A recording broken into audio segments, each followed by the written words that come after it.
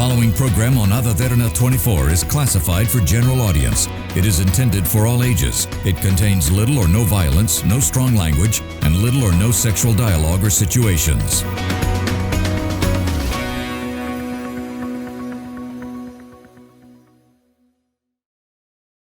The following program contains opinions of the participants and does not reflect the views and beliefs of the Derana Media Network. The network believes in a safe space for all ideas to be expressed without any censorship and on its duty to create such a platform for free speech. Viewer discretion is strictly advised.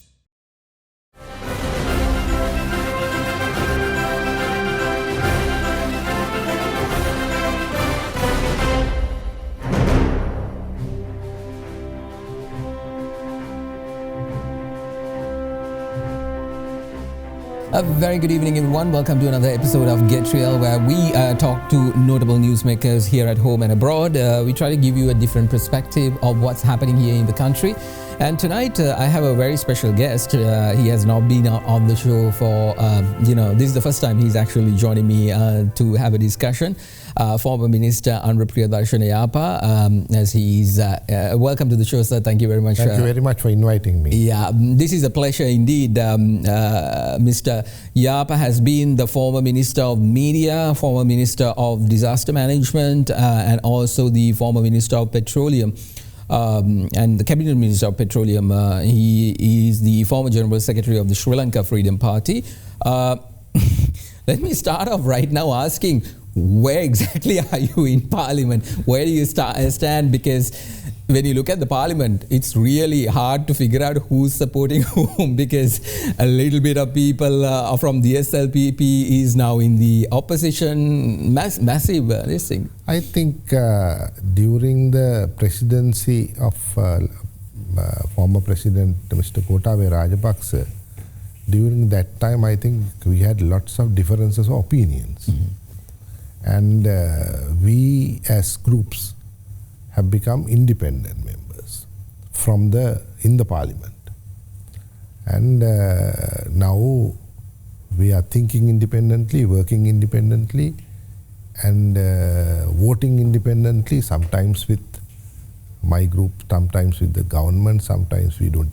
If we don't agree, we vote for the other side. That's how it is. You are very correct to say that we had 1 or 2/3 majority in Parliament in 2020.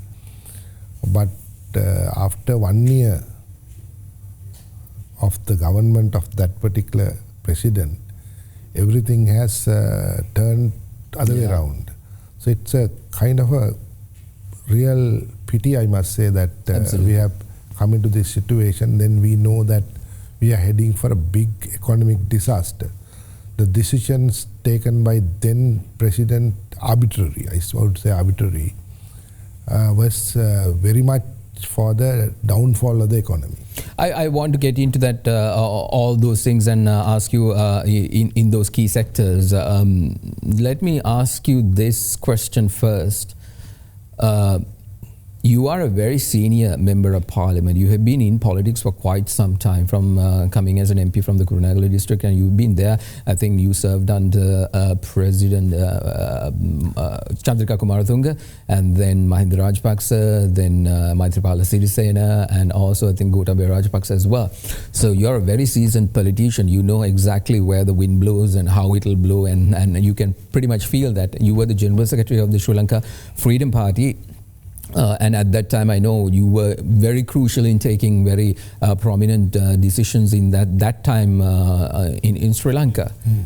Are you happy with what has happened to this country right now?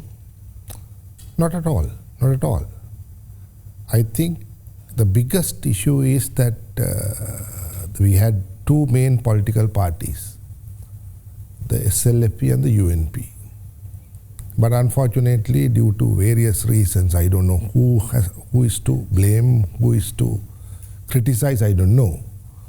But I must say that now we are in a very difficult position, because we don't have two major political parties having a big number of members in the parliament. So this has happened after the independence. So now, in addition to that, parliament is divided. Yeah. UNP is now succeeded by different way by the present leader of the opposition, and the XLP is now turned into Portu, and they are in the government. And in addition to that, after the sudden resignation of the former president, that the parliament has appointed Mr. Ranil Wickremesinghe as the president. He is the only member of his political party. So I don't say it's a very good situation. In addition to this political turmoil, our country's economy is in the brink of collapse. You're telling brink of collapse, so it has not collapsed yet? No, it has collapsed, but regained a little, but in the brink of collapse unless and until you do certain things. I'll explain to you later. So in that situation, I must say, I have been in the parliament since 1994. Yeah. And I have served under several presidents. I held different portfolios. But I must say that this is a fundamental issue. Yeah. That you have to answer. You can't pinpoint this person or that person. This is a fundamental issue because we have not been able to understand the new economic theory that is happening in the world. You can see, if I don't take your time, when I was a student, during that time in the 70s, economy has changed, started changing.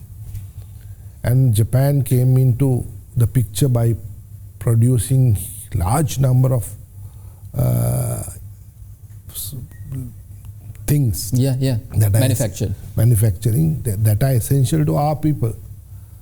And I can still remember in the 70s we had this 3-in-1 setup, which is very popular. Radio, is it? Not unique. Before that, it was now produced in Japan, where you have what you call turntable and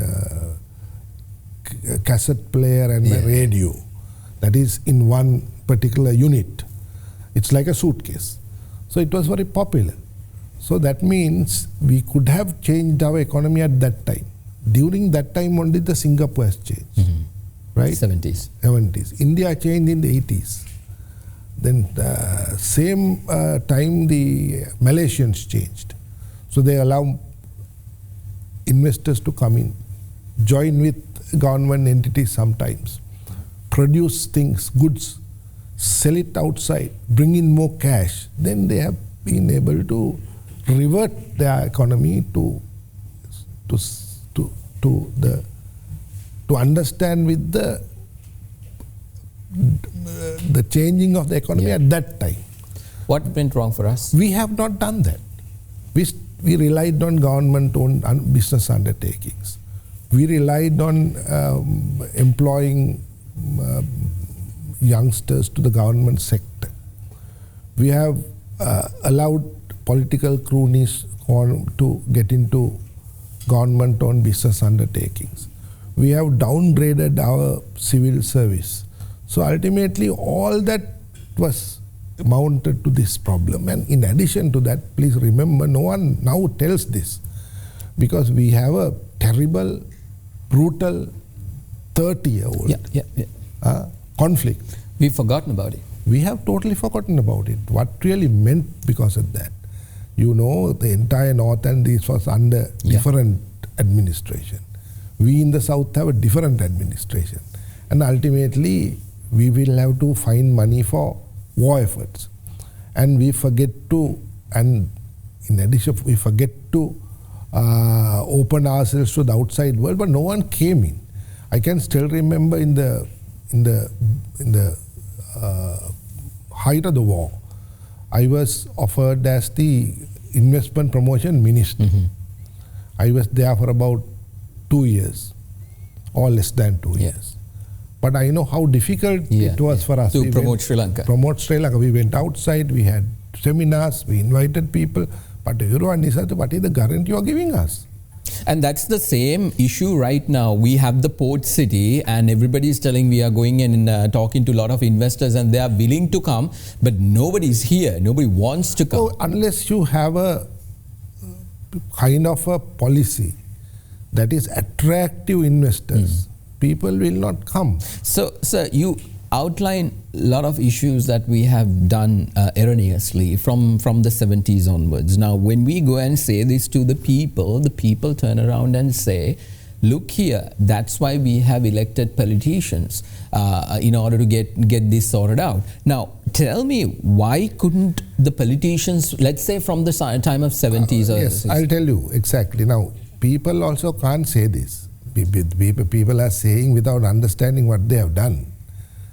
You know, when we have this two-party system, one party wants to defeat the other party. And how do you do that? Policy. You have to bring in more hope. Yeah. So they want to say, I will give this to you. I will do this to you.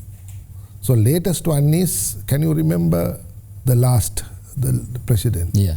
Said, I will repair 100,000 kilometers of roads. Yeah. Rural roads, right? Are you talking about President Mahieash Johnney? Everyone. I'm not blaming them, but everyone had to go and tell the people that we are doing this once we come to promises, one after another, without understanding the economy. No one knows. Yes. I can still remember there was a book written by I can't remember his name. He was former secretary to the Ministry of Education. And when Mr. Priyadharshana, when he was as a chief guest in a particular school, he immediately said, I am going to announce that I am going to give 2 sets of school uniforms from year end, from next year also, I don't know. So he said the secretary didn't know how much money that you have to spend for that. And even for a particular uniform, how many yards or meters that you want. So he had to consult another lady principal and find out what it is. And he has gone and said, sir, don't say 2, say only 1. And without understanding the economy, the presidents have to, the leaders of the parties have to give promises. Yeah. Right? Ultimately, that led into... These are handouts. Handouts throughout the period. The handouts have made us, people expected that every government has to do this. And it's still the case. Still the case. Even now I can see the public servants asking me, from this budget, are we going to have a raise in our salaries? So those things are we have not thought that we cannot sustain this system for long and we have to change it. And it's evident, no? It is evident. No, I have told Mr. Rajapaksa during his tenure, I said, sir, privately, I was a minister, I can't go out and say that. I said, this level of handouts will never serve the purpose. We will get into big trouble. But unfortunately, that was the case. People believed, political leaders, people expected them to deliver more and more, and they voted. That you just explained the real problem of this country for eons, which is we are giving handouts instead of creating an environment for them to basically sustain their own life, and which is the role of the government: create the environment, not give handouts. But how do we give these handouts? By taking loans. So obviously we are unable to sustain, continue to... Two ways. One is we have to get money from Sri Lankan banks or individuals. Yeah. That is our debt within the local debt. Then what about the foreign debt? Exactly. Now we are in 2 ways, we are cornered now. We have a large foreign debt as well as very big local debt. So I don't think that unless we have a different type of turnaround thinking about the economy, we will never have a future. I'm going to ask you this question, and I would like to get an honest response. One of the things, like if you explain 3 countries, Singapore, there was Lee Kuan Yew, India, Anura and Narendra Modi and the previous prime ministers. These individuals managed to inspire the people, give them hope, give them the strategy saying this is where we are going as a nation. We kind of saw that in 2005 when with the war saying, President Mahindra Rajapaksa came and said, this is where we are heading, and suddenly it just collapsed halfway through the game. Do you see any indication of any inspiring leader just popping up from somewhere? Because this country, I think one of the biggest issues is people are not motivated in order to come out of this crisis, and they're basically sitting in that pile of dung, and they have no hope. And even the people who they turn towards hope is hopeless as well. So do you see any change in that? No, actually in the political arena you can see the biggest problem for this particular situation is corruption. Partly I agree with that. Not 100%. I'll say 50% I agree. But our real problem is different. As I explained to you, that we have to have a robust economic model which will suit our country. We have 22 million people in a small island. We have not enough lands to cultivate. Even the agriculture, we don't get the exact produce for our own consumption. So we'll have to import. So basically we have to import. Yeah. So you can't change it overnight, no? Yeah. You can't change it overnight. So how do we analyze it? The way we have to do it, we have to encourage one thing to involve foreign investment. They don't come here, as we ask them, That's they the don't honest come answer. here. Then how do we do that? My theory is that we will have to completely reorganize the government-owned business undertaking. The biggest businesses are holding by the government. Railways with the government, electricity is with the government, petroleum is with the government, plantation is with the government, most part of it. I'm going to try to tell you is that you have to be very practical in this. Now, some people say it's selling of government. Exactly, that's what I was coming to. Selling of government. What is this theory? It's nonsense. Nowhere in the world where government... Because that's exactly what they're going to say. Government is keeping those things without any sustainability in that. They don't make any profits. Ultimately, government had to fund money from the taxpayer. So these are old theory, These are old theory. Even the parties, when I was there, they have uttered this nonsense. Yes. So privately I told them that this is not the way. I have been criticized. What is the way? Way forward is open up. Open up. An open economy? Yes, open up. But didn't we open? No, we have not opened our economy. We have a lot of barriers. Now if you see, if someone wants to come and open a business here, I don't think he can do it overnight. No, can't. Definitely. At least it will take 1 year. Yeah. In addition to that, he'll have to pay the officials, pay the politicians. Corruption charges. Corruption charges are there. Forget about that. Yeah. Even if it is happening within a day, it doesn't matter. Forget about it. Then things are moving. But here, nothing is moving. Nothing is moving. So unless you change that system, don't you think that this country can move forward? No, the thing is this, everybody's talking about the fact that we have to industrialize our economy towards more export one towards than the import one. But nobody's telling us how. Everybody's having this theory. No, everybody's scared to tell this. Even within my group, when I say this, they always consider me as a rightist. I'm not a rightist. Right? I'm Sri Lankanist. I'm a Sri Lankan. Rightist in the sense they say I'm a capitalist, right? I'm a capitalist per se, but I believe in social welfare too. I'm not saying that you have to completely done away with social welfare and do this. But remember, as long as we keep these institutions which are not making any profits, without any plan, when a government comes, you appoint a minister, minister appoints a chairman runs it, right? Whether it is run, there's no one to see whether he's running it correctly or not. Can you like? So even if there's a new government tomorrow, if they want to pursue the same way, results will be same. Same, yeah. I mean, basically, if you are doing the same thing over and over again and expecting different results, that's exactly what I think insanity means.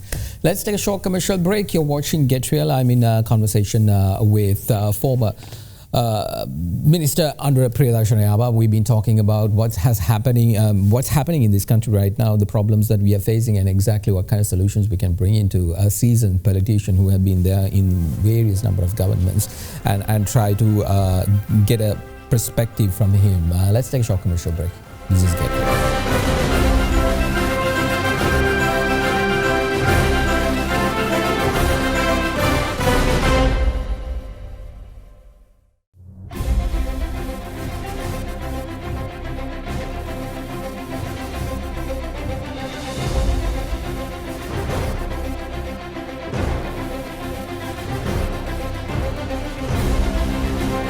Welcome back, everyone, to Get Real. I'm in conversation with former Minister Anura Priyadharshana Yapa with regard to what has been happening in this country to our economy, and try to pick his brain on that matter.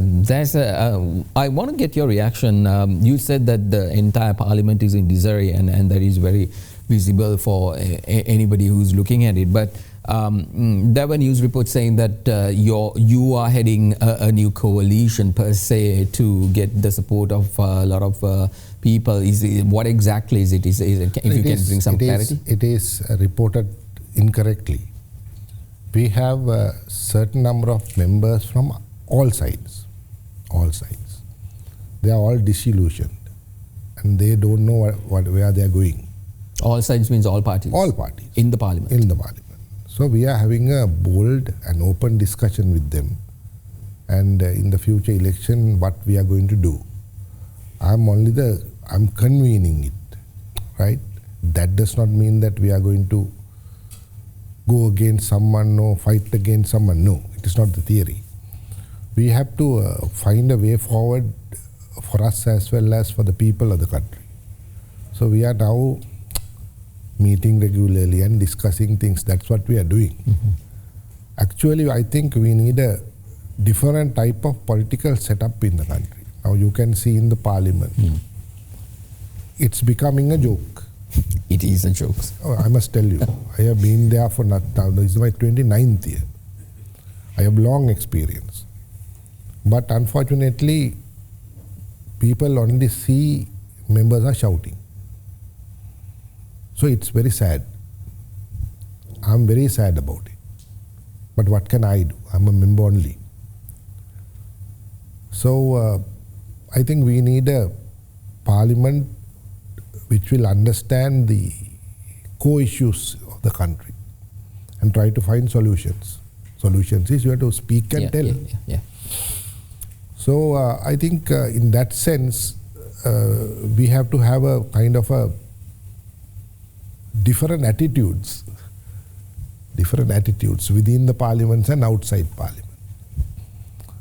Now there are a lot of criticisms against the members of parliament saying everyone is corrupt, right?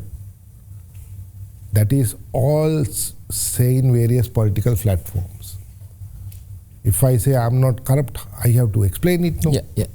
Even then people don't believe it. So it is a way. There's no respect for us. There isn't. Yeah. No, there isn't. There's no respect. So we'll have to earn the respect. How to do that is also we are discussing. The thing that I don't understand is, now I have had many members of parliament seated in that very chair coming up and explaining to me what their vision is, what they want to do is, and they go back into the parliament, and then we see this drama. I mean, even recently we saw a massive drama which is not useful for the people because their problems are not getting solved. So how can, being a seat 29, 30 years in the parliament, how can we transform a parliament that is completely at disarray to a parliament that will actually work for the people? It's up to the party leaders. Party leaders are doing this, I must tell you, right? Party leaders are encouraging the members to say various things, though they are sitting in the front row. I have seen myself. That is up to the party leaders. If a member is behaving in an indecent way or which is not proper, then they'll have to reprimand him. That is not happening in our parliament. You can see even the latest incident, they all get together for two sides. And one side saying, I'm right, other side saying, I'm right. So no one is there to pinpoint and say that it is not good thing. I can tell you a good example for that. This was told to me by a very senior friend of mine. There was an argument with Mr. Anura and then Prime Minister Mr. Priyadharshana.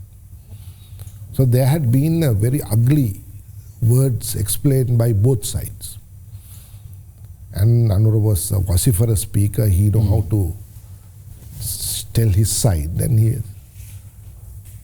So once he get back home, the leader of the party, Mrs. Bandaranaike, gave him a 45 minutes lecture and tell him this is not the way to behave in parliament and also against a prime minister, against a prime minister. You have to respect the office. Respect the office. You have to respect the people, respect who are representing in the parliament. And we have a lot of bylaws or whatever it is in the parliament. But unfortunately, no one is adhering. It is up to the chair to be more vigilant and take appropriate action. I once sat and saw in Australian parliament. The speaker was very, very vociferous. Yeah. I mean, we have seen everywhere. UK Parliament. Oh yes, they don't allow members to misbehave. And also, when they got down from the chair, they are very humble, nice people. I asked him also from that time, you are very nice and humble, but when you are on that particular chair, you seem to be very, very serious. He said, yes, that's what the chair meant by the chair. So unfortunately, that is not happening. So I don't blame the members, really. It is up to the party leaders and the chair to control them. This parliament which was working for people existed in this country, in that even same building that you all are holding parliamentary sessions right now. And at that moment, like you just very eloquently said, Prime Minister Sri Bandaranaike, and during those times there was respect, there was camaraderie, there was a good debate, really valuable debate where people learn a lot. And sadly, at that time, there was no social media. And some other thing also. Now in this parliament, you start the parliament at 9:30, finish at around 5:30. Now for the members, most of the members will get only 7-8 minutes to speak. Yeah. Except for the leaders of the political parties. From the first 1.5 hours, they run the show. Rest is the members. I once suggested that we will have to extend our time, say about 8 o'clock, so that members will get more time. That is also one reason. And the answer I got was that the workers or officers in the parliament are unable to get back to their home. But I said, then how are they conducted the parliament during the early periods? Yeah. Parliament used to sit till dawn sometimes. How can that happen? How can those officials work there? So those things also had to be taken into consideration. So what I'm saying is, I am telling this openly now because you have to extend the time, let the members speak. Then what will happen is, he'll have to find ideas. You have to read. Yeah. You have to go through that. You can't just say, if you are given half an hour, you can't always say the rubbish, no. Yeah. You have to learn and speak. Best example is when you go through the Hansards of the 77 up to 83. The opposition was around 8 members. Some of the members at that time told me that they sometimes have 1.5 hours to speak. So they'll have to read a lot. Yeah. So nowadays members don't read because they don't give time. So it is Parliament is inactive. What I'm saying is, don't blame the members, don't blame anyone. Parliament is inactive. They have to sit. The party leaders must take a decision to extend the time and also the behavior of the MPs. Otherwise, nothing will happen. There was this conversation, I think last year, the key word was system change. I think the system change must... It is a useless word. Yeah, exactly. But useless. I don't believe in that. I think if... What is they have to change? Parliament will be the same. Economic model will be the same. Yeah. People will change. People have to change. Yeah. There is another thing that I want to talk about is the fact that what do you think this current, y'all are now independent in the parliament, a lot of people, no party allegiance per se, the way it was prior, no two-party system, it's multiple parties. You think it's the multiple aspect is better, or do you think that the two-party system actually gave more strength to the laws that came out from the parliament and solutions? I think parliament always have to have a majority. Whoever governs, the governing party. Now there is a majority now, but that majority is like... But this is a different position, no? I don't think this will reflect next time. This is a different one.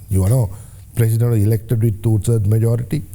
Then he had to face problems. People came to the road, protested. Then he had to resign, and new president. So this is a special situation. Don't compare the special situations to a normal situation. The next election, there will be majority in the parliament. The party has to have a majority. And the president also has to elect from that party. Right? Otherwise, you can't run. Earlier, there was a myth and saying and believing that if you have an independent president, you can govern easily. It is not the case. This constitution is designed to have a president and the parliament from the same party. Otherwise, nothing will happen. Now, look here. In American system, where every 4 years, 1/3 of the Congress will go to elections. Now, what happened this time? The Republicans have a majority. President is from the Democratic Party. And Democratic Party is also divided. They can't elect their own speaker. That is the Republican Party. So imagine situation. Now they still don't have a speaker. Then they have to find ways and means how to help Ukraine in that end, how to pacify Israel from the other end. Right? So those things can't happen.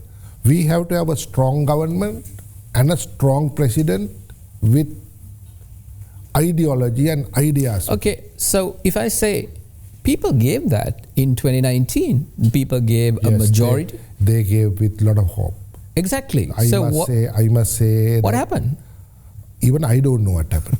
Right? I must say all the people, say different types of people, ordinary people to educated people, then business people, right? Or even the people who are residing abroad came forward and elected the president. I think that I must be honest with you. I don't want to tell.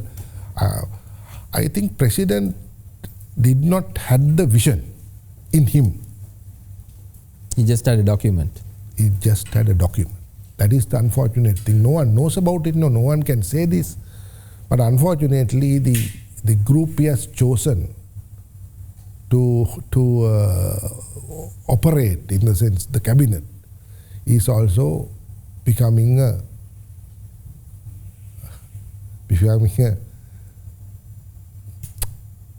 say they are not functioning. Yeah. They are not functioning. They didn't function. Then that was a wrong move. So I think that people's mandate sometimes goes wrong. There is one such incident. Yeah, I mean, there are multiple incidences. If you actually look at in 2015 also, the same thing happened. And that's what the question why I'm asking is, if you look at our history, and if you look at the time that we actually started flourishing, and look at the political system at that time, it was just a parliamentary system. We didn't have an executive presidency. We just had the parliamentary system. So the parliament debated, came up with, and I'm talking about up until the executive presidency came in the 80s. Since then, every single president did not keep what they promised. Certain people did half of it, certain people No, failed. actually, I must not tell everyone. Until 2009, all the presidents at that time had to face problems Yeah. of this domestic issue, that is The war. And they'll have to completely find out ways and means of eradicating it this way or that way, by negotiations or by going into conflict or face the conflict. So that means I think they didn't have any time to think about the economy. But since 2009, that was the golden opportunity for us. Missed it. We missed it, totally missed it. I think in India, I must say that when Mr. Gandhi was killed, the then Prime Minister... Nehru, was it? No. The Prime Minister, I can't remember his name, he's an ordinary guy, but he managed to get Dr. Mr. Narasingha Rao, the Prime Minister. He selected top economist to the post of Minister of Finance, Mr. Manmohan Singh. He came from Harvard University. And both of them changed the entire system in the country. Now see, after 90 onwards, see where India is, where we are. Absolutely. Other thing is that during this time we have seen that presidents are holding on to the position of finance. That is another issue. You must give it to an independent man, a technocrat or an economist to handle this situation. This can be handled only by economists, not by anyone else. Because these are so complex. And Why do you think the presidents hold on to that? I really don't know. I have no answer because that is their prerogative. They do that. But I think it has to be changed. It has to be changed. Give it to a technocrat, because unless you are a practical economist, there are so many economists in the country. You have to have a practical economist who can hold on to this position and change the country's economic debacle to a better side. Let's take a short commercial break. What I wanted to say was the fact that most of the economies that is there in this country right now who keeps coming into the foray are people who read books very well, and they have no clue about what the practicality is, and when they try to implement those theories, it just falls flat on their face, and then they blame someone else. So this has been like, even right now, a lot of theories have been proposed by these so-called economists, and it doesn't work for this country. Let's take a short commercial break. I'm in conversation with former Minister Anura Priyadharshana Yapa. This is Get Real with Derana.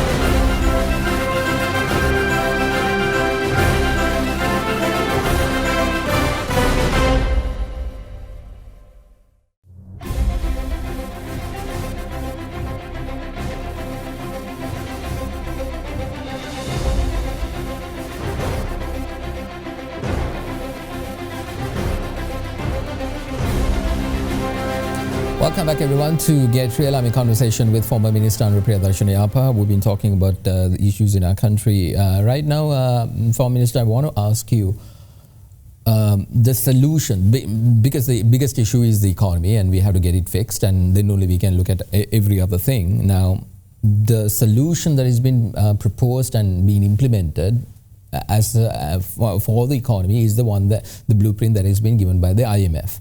So we're basically doing everything what the IMF says, and there are good points that needs to be done and considered, definitely, like the, selling these hanging on to unprofitable state assets is actually, that's a good point. But then there are other points which are very dangerous to the country and its sovereignty. And it looks like they keep sandwiching this between other aspects that they've been trying to get through for quite some time now. I remember you worked under President Chandrika Kumaratunga, President Mahinda Rajapaksa. During that time, the sovereignty was a big issue. So you because of the fact that we were in a war, and that was crucial. Do you agree with most of the things that has been proposed by the IMF, and is the IMF's proposal the way forward? I think IMF proposals are good. They are very difficult to, implement sometimes.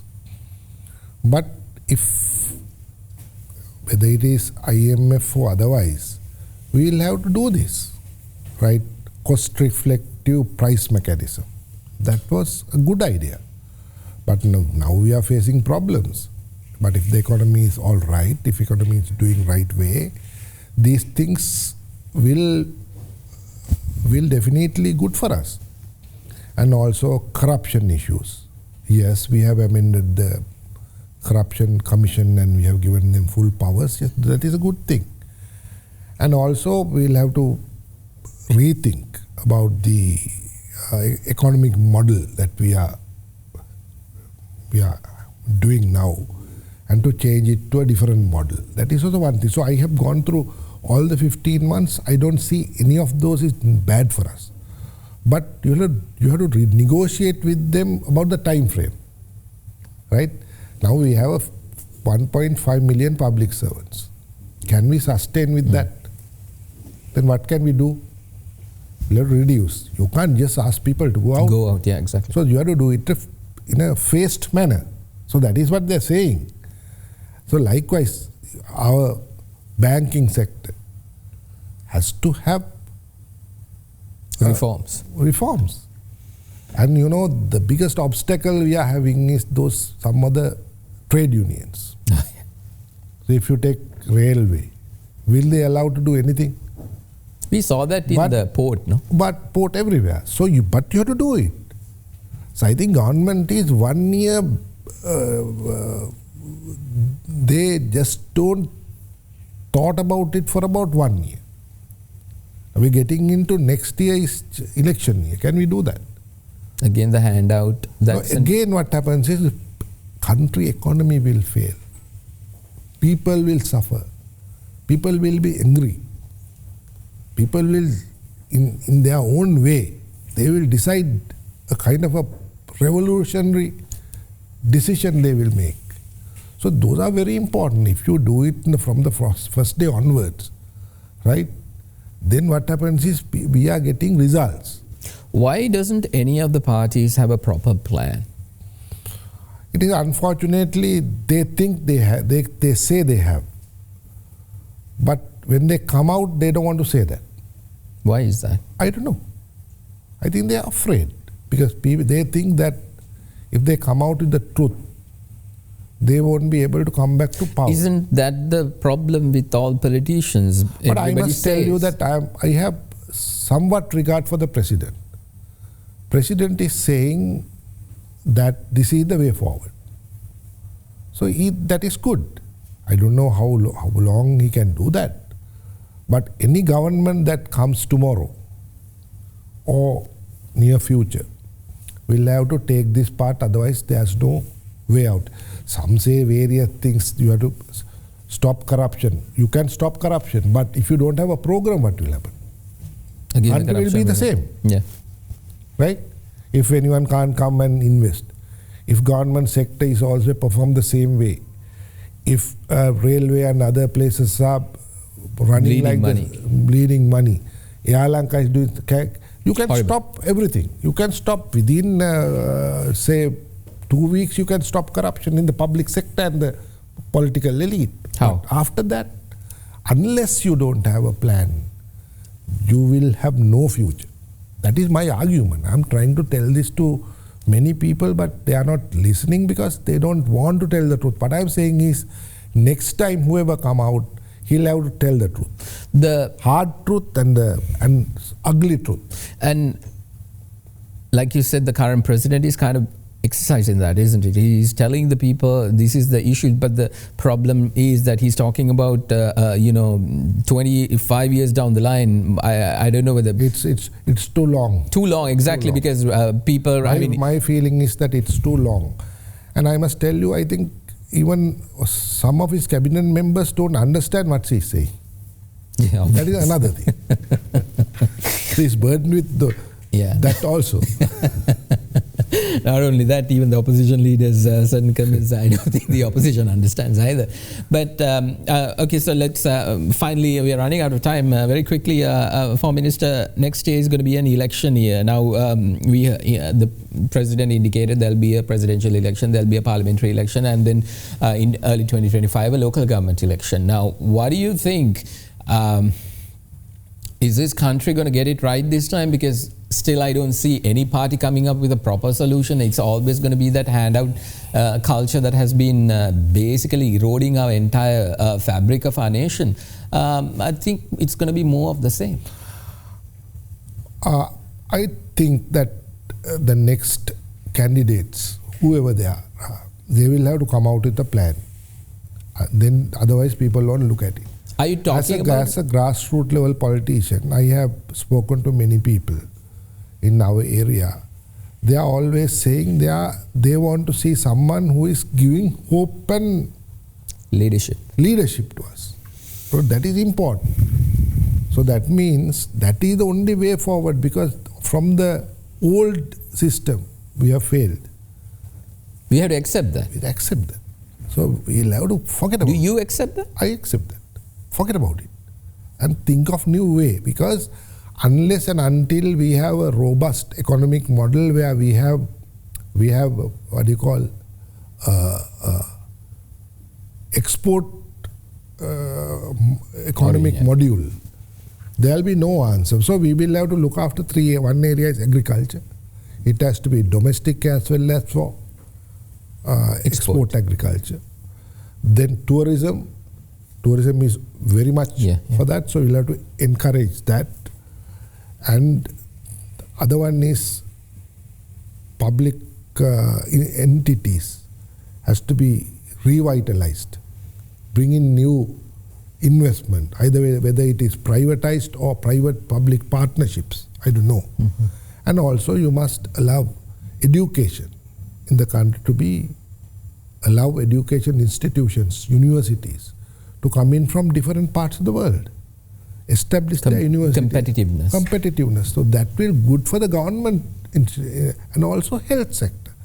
Now I must tell you, the health sector is bleeding. Yeah. How do we recreate it? I first proposed to then Minister of Health that we'll have to have a voluntary insurance scheme for the people who can afford. Those who wants to go to the public hospitals, right? Then they have done it in the Agrahara. Same system can be extended to ordinary people. Those who can afford 500 rupees, 1000 rupees, I don't know. Whatever that, government has to build so it has to be revolutionized, right? Certain aspects of the education has to be looked at differently. I'm not saying that we'll have to done away with the... No, it's just that all the sectors that you just said is not in par with the modern world and the modern problems. Even education. Yeah, exactly. We only say free education, but most of the children, they'll have to seek the help of a tuition master. Yeah. And they do. They do. So what is the education we have? Do we say that it is... so what I'm saying is those areas have to be changed, right? Bold change. Then things will move. Initially it will be difficult, but once you move in, you understand it will go on, and we will have within few years, we can achieve certain levels. Indeed. Foreign Minister Anura Priyadharshana, thank you very much for coming. Thank you for inviting me. Sharing your ideas, and it's actually a pleasure to speak to seasoned politicians who have been through the mill for quite some time and understand what's going on in our country and get solutions, other sides of solutions. And I'm really appreciative of the fact that you've been honest and speaking to our viewers in that manner. Thank you once again. Thank you. Well, that's all the time we have for you tonight. Thank you very much for watching. State of the Nation on Sunday will not be airing, and we thought of taking a small break, and we'll be back again somewhere around in December. We will make sure that we will inform you prior to that. So I'll see you again next Tuesday on another episode of Get Real. See you then. Bye.